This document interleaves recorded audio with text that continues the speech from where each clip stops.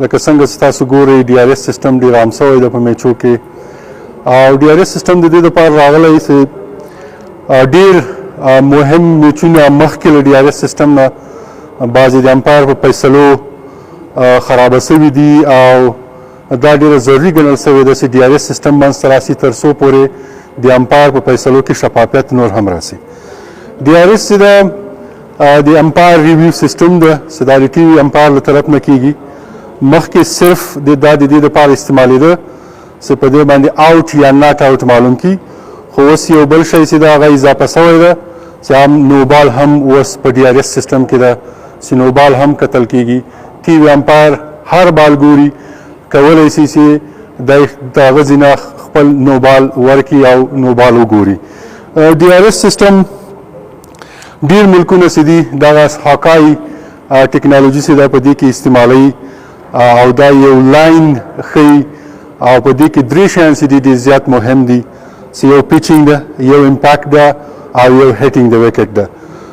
په دغه درې شیانو باندې چې ده دا DRS سیستم چې ده فیصله کوي. ښه لکه څنګه چې مونږ دا DRS سیستم ریویو کوو، اوس راځو لږ تشریحاتو ته.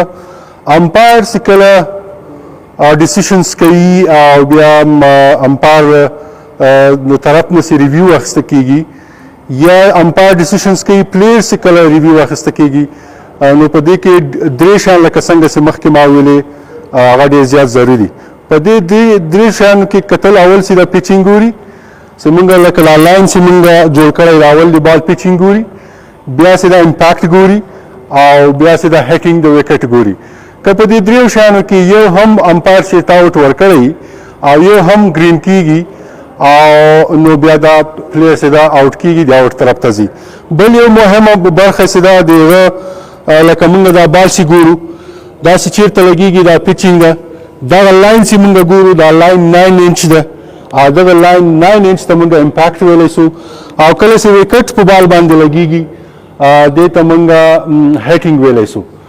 نو که چېرې دا درې واړه شیان چې دي دا سیسټم یې چې دا ګرین کوي او ریډ کوي. کله چې امپایر آوټ ورکوي چېرته په دې سیسټم کې مونږ پیچینګ چې وسیو، بال امپاکټ سیو او بال هیټینګ سیو نو بیا چې دا آوټ ده. خو بال هیټینګ کې یو شی چې ډېر زیات مهم ده، که چېرته امپایر آوټ ورکوي او 50% د بال برخه چې ده په وکټ لګېدلي نو دا آوټ ده. امپایر کله خپل ریویو اخیستی شي، هغه د نو بال په صورت کې ریویو اخیستی شي. خو اوس لکه څنګه چې DRS سیستم کې د میچ ریفري له طرفه دغه یو شی په اضافه شوی چې د ټي وي امپایر به نو بال هم ګوري. نو امکان ډېر زیات لري که چېرته نو بالي نو د ټي وي د امپایر له طرفه هم وویل شي چې دا نو بال ده، خو امپایر بیا که ریویو واخلي د نو بال دپاره اخیستی شي. که چېرته امپایر ډیسیشنز کوي نو فیلډینګ ټیم چې ده کپتان یې کوی چې ریویو واخلي. که چېرته بیټسمین آوټ ورکوي نو بیټسمین کوی چې امپایر ته ووایي چې په دې باندې ریویو واخله. خو په دې کې درې شیان چې مخکې نه ډېر مهم وو چې په DRS سیسټم کې کتل کېږي چې هغه پیچینګ ده، امپاکټ ده او هیټینګ د وکټ ده. په دې کې یو غټه بله مهمه موضوع چې وه چې کله امپایر آوټ ورکوي که چېرته بال په هر څه صحیح لګېږي خو آوټ ده، خو که چېرته بال بیا 50% په وکټ باندې په لیګ سټمپ وکټ باندې لګېږي نو بیا هم آوټ ده. خو که چېرته بیا امپایر ناټ آوټ ورکوي، د امپایر کال ناټ آوټ وي او 50% بال په وکټ لګېږي نو بیا آوټ نه ده.